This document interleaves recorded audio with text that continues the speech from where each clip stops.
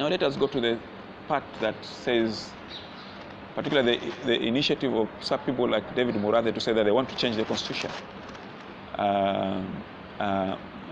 thinking that when a president runs together with the deputy president, then they have all run their 2 terms and they cannot go for the. But you know, unless they change the constitution, it's not a question of interpretation, because the constitution is very clear. It only says the president. You know, it doesn't say the president and the deputy president. So if they want the deputy president to be included in that, then it's a constitutional amendment that would actually require a referendum. You know, so I don't think that going to the Supreme Court to seek for an interpretation, they should expect that the Supreme Court would actually tell them that the deputy president cannot run, because anybody who reads the Constitution reads it very clearly. It does not say the president and the deputy president. It simply says the president. There is no assumption that it also means the deputy president. So if the idea is to say that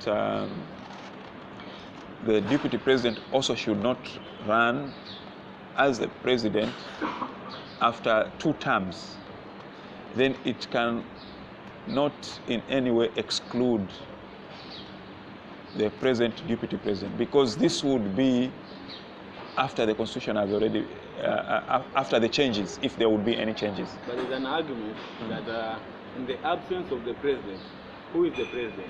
The deputy president becomes the president automatically, in the absence of the president. Yes. So the people like Murathe think that the president and the deputy president serve one office. You know, you must understand that in the absence of the president, the deputy president assumes the powers of the president, but he has not been sworn as the president. He has not been sworn as the president. In constitutions that make that kind of assumption, usually when the president is away, then the deputy president is actually sworn as the president, or another person is sworn as the president. For example, if the deputy president is away, the president is away and the deputy president is away, the third person will be the speaker. But the speaker cannot just assume those powers.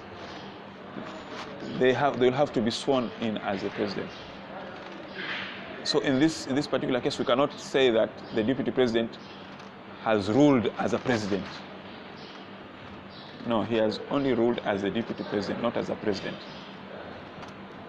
So, are there a possibility of Ruto being on the ballot in 2022? 100% the possibility that Ruto will be on the ballot come 2022, because there's nothing that would stop him from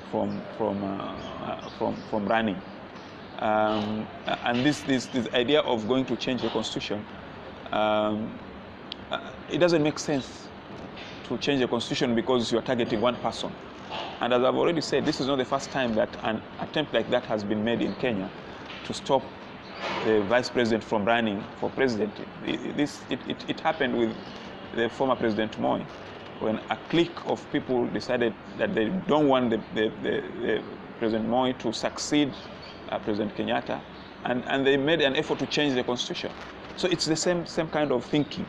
But it failed in the first attempt, it might fail also in this second attempt. And I don't see any reason why the deputy president will not be in the ballot come 2022, for as long as he'll be living. You know, if he'll be alive, he will be in the ballot come 2022. There's an idea which they have come up with. People like Murathe, they're saying that they're going to come up with a movement to stop Ruto from ascending to power. Yeah. Will the movement succeed to stop Ruto? They can come up with a movement, but it does not necessarily or automatically say that it will be successful, because there will be another movement in support of his presidency. And ultimately, it will be based on the popularity of those 2 movements and the following in those 2 movements. So far, we can see that the supporters of the Deputy President, they're very strongly expressing themselves that this is going to be their candidate and they are not going to be stopped by anybody. So, and we're also seeing from amongst the people who would be expected, for example, to support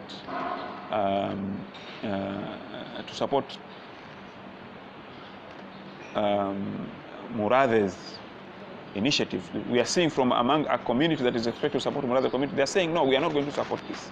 So he would also pick from, for example, from the people from Central Kenya. He would have supporters from Central Kenya, and he would have supporters from Rift Valley. So it does not mean that if there is a movement, then automatically it means it's going to be successful. It will be a movement, and it will end up being a movement. They will have just expressed an opinion, but that opinion would be considered with other opinions, including the opinion that the Deputy President must run, and he will run.